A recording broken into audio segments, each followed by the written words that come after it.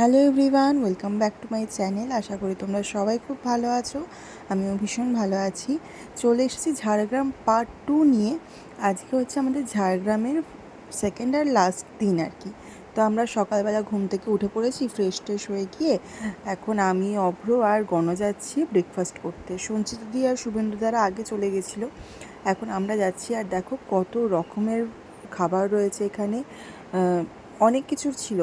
যেমন এখানে ম্যাগি ছিল, চাউমিন ছিল, ডিম সেদ্ধ ছিল, ডিম ভাজা ছিল, তারপর স্যান্ডউইচ ছিল, এমনি জ্যাম পাউরুটি ছিল, এখানে ছোলার ডাল আর লুচিটা শেষ হয়ে গেছিলো।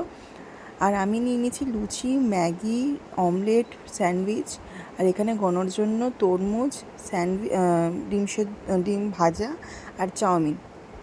তো গণ তো খালি তরমুজই খেয়ে যাচ্ছিলো।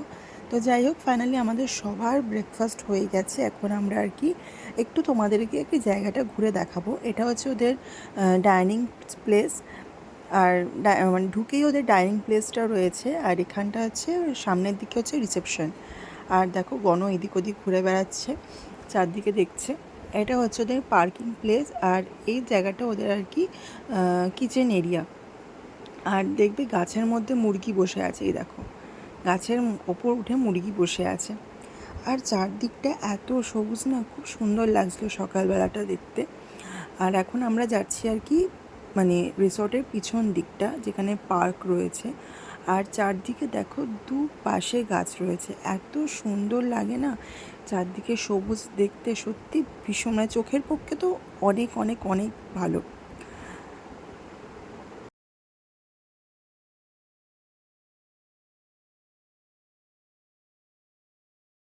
এটা হচ্ছে কাঁঠাল গাছ। এতে এত কাঁঠাল ছিল, তোমরা হয়তো ভালো করে দেখলে লক্ষ্য করতে পারবে। বড় বড় কাঁঠাল, প্রচুর কাঁঠাল ছিল এই গাছটায়। আর এই দিকটা হচ্ছে পার্কের জায়গা। পার্কটা একটু আর কি যেহেতু কালকে রাত্রে বা আজকে সকালেও প্রচণ্ড বৃষ্টি হয়েছে, তাই একটু কাদা কাদা হয়ে রয়েছে, কিন্তু বাচ্চাদের পক্ষে ভীষণই ভালো আর কি ঘোরার জায়গা। এরপরে আমরা চলে যাচ্ছি আর কি পিছন দিক থেকে ব্যাক করে সামনের দিকে আছি। এই জায়গাটা মনে হয় এখন আর কি ওরা রেনোভেট করার জন্য আর কি সমস্ত বালি টালির স্টোন চিপ এসব রয়েছে। এটা হচ্ছে একটা রুমগুলো না ভীষণ সুন্দর, বাইরে থেকে যেরকম ডেকোরেশন করা আছে ভেতর থেকেও তেমন। আর এটা তো তোমরা দেখলে সুইমিং পুল। এখানে অলরেডি সকাল সকাল সবাই আর কি যারা যারা আর কি রিসোর্টে রয়েছে তারা তারা নেমে পড়েছে। আর এই দিকে রয়েছে টেন্টের ব্যবস্থা, তোমরা এখানে চাইলে টেন্টেও থাকতে পারো। এখানে প্রায় 6 থেকে 7টা টেন্ট রয়েছে। টেন্টগুলোও কিন্তু এসি, ঠিক আছে। তো ফাইনালি আমরা এখন রেডি ফেডি হয়ে বেরোচ্ছি, চেক আউট করবো এরপরে। আর এটা হচ্ছে বাইরে আর কি বসার জায়গা, ভীষণ সুন্দর, মানে 3-4টে আর কি সিট রয়েছে। ওই দিকটাতেও ছিল, ওই দিকটা আমি কভার করতে ভুলে গেছিলাম। আর এখানে গণ আর লাড্ডু হাত ধরে ধরে সবার যাচ্ছে। চেক আউট করে বেরিয়ে পড়লাম, শুভেন্দুতা টাটা করছে। আর আমরা এখন বেরোচ্ছি, আমাদের কয়েকটা জায়গায় ঘোরার আছে তো সেখানে। তো চলো এবার আমাদের সাথে তোমরাও যেতে থাকো আর রাস্তাটার ভিউটা এনজয় করতে থাকো।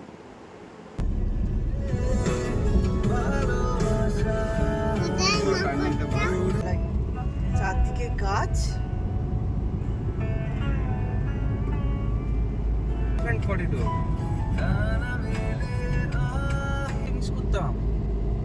হ্যাঁ, এই পুরোটাই তো জঙ্গল। ওই তো হাঁটতে হাঁটতে দেখতে পাওনি?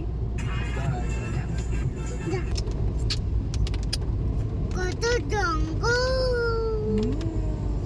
আছে আছে এখানে। ডান দিক চাপ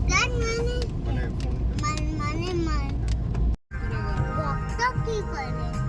হেভি আছে। এই একটা ছবি নেই বন্ধ কর।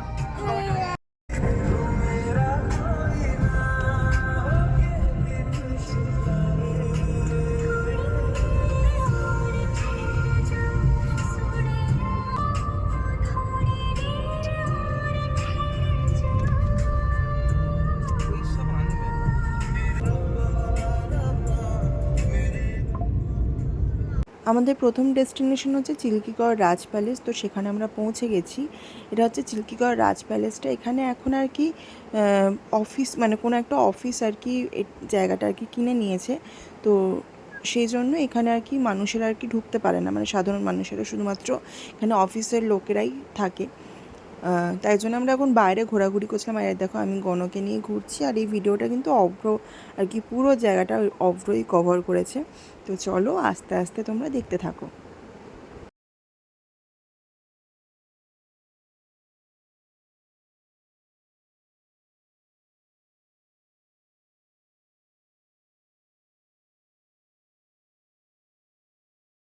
এখানকার একটা মন্দির, এই মন্দিরটা মনে হয় দুর্গা মন্দির। তো সেটা এখন বন্ধ হয়ে গেছে, আমরা যাওয়ার কিছুক্ষণ আগেই বন্ধ হয়েছে।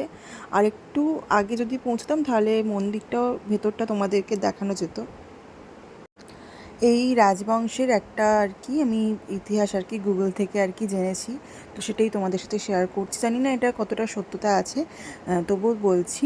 এই রাজবাড়ির যিনি আগে রাজা ছিলেন ধলরাজ, তাকে সূর্যবংশের রাজা জগদ্দেও যুদ্ধে পরাজিত করেন, এবং যুদ্ধে পরাজিত করার পর রাজা জগদ্দেও নিজেকে ধাওয়ালদেব বলে ঘোষিত করেন।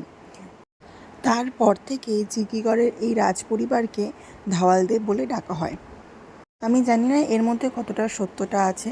যদি তোমরা কেউ এই রাজবাড়ি সম্পর্কে জেনে থাকো, যদি কেউ ঘুরতে আসো, তো অবশ্যই আমাকে জানিও। তো গুগল থেকে জেনেছি, তাই জন্য বলছি তোমাদেরকে। যদি তোমরা জেনে থাকো এর মধ্যে কি আদৌ সত্যতা আছে কি না, তোমরা প্লিজ আমাকে কমেন্টে জানিও।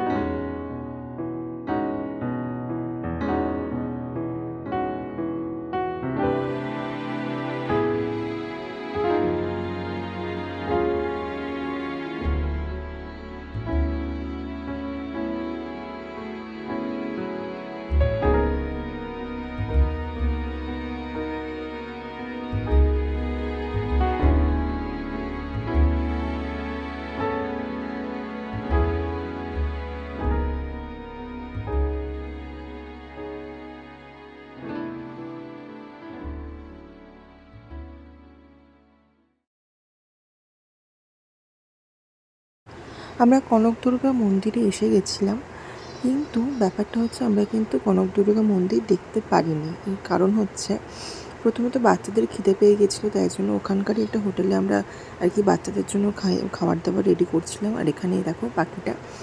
তো বাচ্চাদের খাওয়া দাওয়া হয়ে যাওয়ার পরে এবার আমরা যেহেতু খেয়ে নিচ্ছিলাম, তাই জন্য অভ্র গণকে নিয়ে ঘুরে চলে এসেছে। এবার আমি, শুভেন্দুদা, সঞ্চিতাদি আর 2 বাচ্চাকে নিয়ে যাচ্ছিলাম।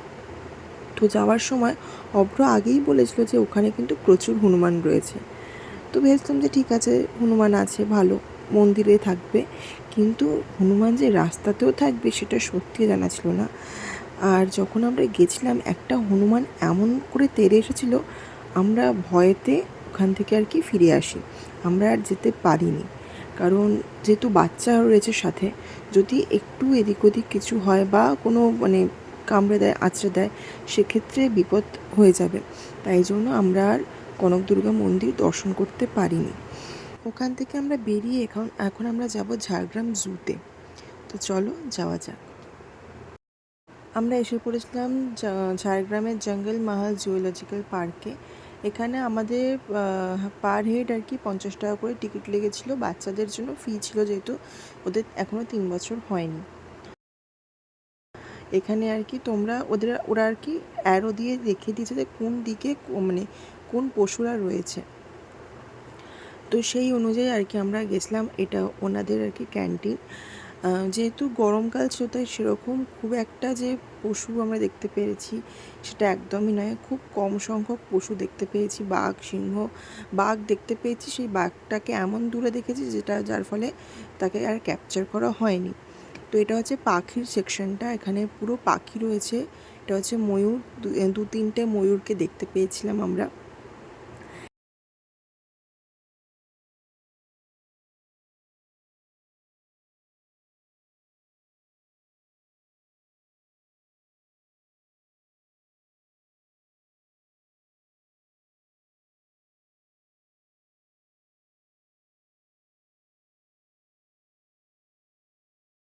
আর এইগুলো হচ্ছে এক প্রকারের গরু। ওখানে বিভিন্ন প্রকারের আর কি গরু ছিল। এটা হচ্ছে এক প্রকারের গরু। এটার নামটা এই মুহূর্তে আমার মনে পড়ছে না, নামটা নেওয়া হয়নি। তো এটা হচ্ছে এক প্রকারের গরু। এখানে আমি গণকে বলছিলাম যে দাঁড়া ছবি তুলবো, কিন্তু গণ গরু দেখতেই ব্যস্ত ছিল। আর ওখানে লাড্ডুকে বলছিলাম দাঁড়া ছবি তুলবো, আর লাড্ডুও গরু দেখতেই ব্যস্ত ছিল। তো এটা হচ্ছে গরু। আর এখানে আছে একটা নীল গাই। মানে গরুদের বিভিন্ন আর কি প্রজাতি এখানে ছিল কয়েকটা। যতটা পেরেছি আমি কভার করার চেষ্টা করেছি, যতগুলো ছিল সেগুলো। এরপরে আর কি আমরা কচ্ছপের জায়গায় এসে গেছিলাম। কচ্ছপও আমরা ওই 2-3টেই দেখতে পেয়েছি। যেহেতু গরমকাল সেই ক্ষেত্রে তো সেই হিসেবে তো মানে চিড়িয়াখানায় সেরকম পশু তোমরা কেউই দেখতে পাবে না। কিন্তু গরমকালে পশুদের ভীষণভাবে কষ্ট হয়। তাই জন্য আমিও খুব একটা যে দেখতে পেয়েছি সেটা একদমই নয়। তবে হ্যাঁ, ভাইজ্যাগে বেশ ভালো আর কি আমরা চিড়িয়াখানায় যখন গেছিলাম ওখানে বেশ ভালো রকম পশু পাখি দেখতে পেয়েছিলাম। এটা হচ্ছে গোসাপ। তো 2টো গোসাপ এরকম পড়েছিল। এটাও হচ্ছে এক ধরনের আর কি গরুর প্রজাতি, কিন্তু এর নাম আমার এই মুহূর্তে মনে পড়ছে না। কিন্তু ওখানে কি গায়ে লেখা ছিল। আর এরপর আমরা এসেছি আর কি ভাল্লুকের জায়গায়। এই দেখো এখানে একটা ভাল্লুক বসে রয়েছে। খুব বয়স হয়ে গেছে ভাল্লুকটাকে দেখেই বোঝা যাচ্ছে। আর ওই দিকটা একটা ভাল্লুক বসে রয়েছে। ভাল্লুকদের কিন্তু ঘর রয়েছে দেখো ওখানটায়। সেখানে কিন্তু নাম লেখা রয়েছে প্রত্যেকটা ভাল্লুকদের। একটা বুলু, পাতিনা, রাজু, আর একটা নামটা আর কি খেয়াল করি। আর এখানে দেখো গণ আর লাড্ডু হাতে হাত রেখে মানে দুজনের হাত ধরে আর কি হাঁটতে শুরু করে দিয়েছে।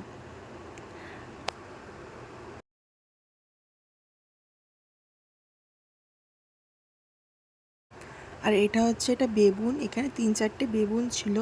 তার মধ্যে এটা একটা আর কি ঘুরে বেড়াচ্ছিল, আর একটা ছিল খোপের মধ্যে। তো সেটা কে আর নেওয়া হয়নি, মানে দেখা হয়নি। আর এখানে এই হরিণগুলো ছিল। বাঘ, হাতি এটা কিছুই দেখতে পাইনি। আর এখানে ওদের জুতে না খুব সুন্দর একটা পার্ক ছিল। তার গণ এইটাতে ভীষণভাবে মজা করেছে, খালি এটাতেই চাপছিল। আরও ছিল, ঢেকি ছিল, দোলনা ছিল, কিন্তু ও এটাতেই চাপছিল। তোকে জোর করে বসিয়ে রেখে আমিও একটু বসলাম। দোলনায় বস, আমার পা প্রচণ্ড ব্যথা করছে। তো যাই হোক দোলনা চেপে এরপরে আমরা বাড়ির উদ্দেশ্যে রওনা দিলাম। আর কোথাও আর কি ঘুরতে যাব না, এবার সোজা বাড়ির দিকে রওনা দেব। তো চলো এবার যাওয়া যাক।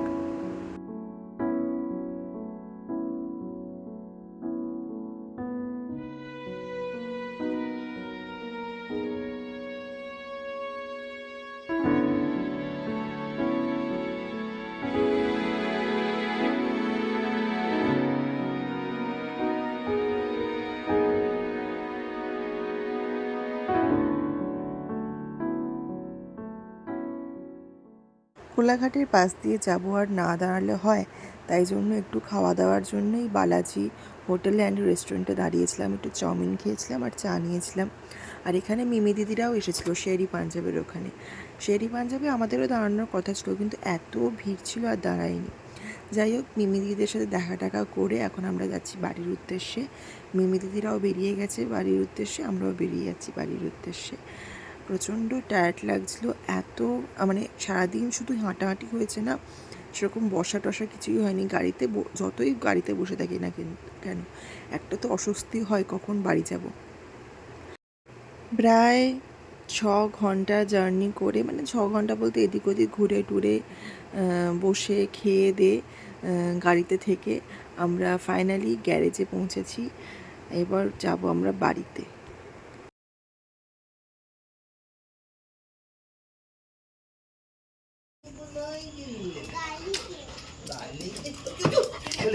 ও বাবা,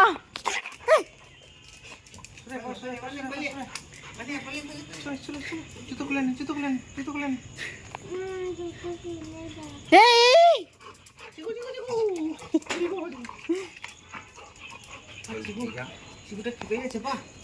বাড়িতে এসে গেছি, খাওয়া দাওয়া হয়ে গেছে, এরপর আমরা শুয়ে পড়েছি। আর এখানে চিকু ওর আদর খাওয়া শেষই হচ্ছে না, এসে থেকেও আদর খেয়ে যাচ্ছে। আসলে দুদিন আমাদেরকে দেখতে পারিনি তো এই জন্য মনটা খারাপ ছিল। আর আমরা না কেউ বাড়িতে থাকলে না ওরও ভালো লাগে না। আর এখন আমরা এসে গেছি, ওর প্রাণে প্রাণ ফিরে পেয়েছে। তো চলো ওকে একটু আদর টাদর করে দিই। আজকের ব্লগটা এখানেই শেষ করছি।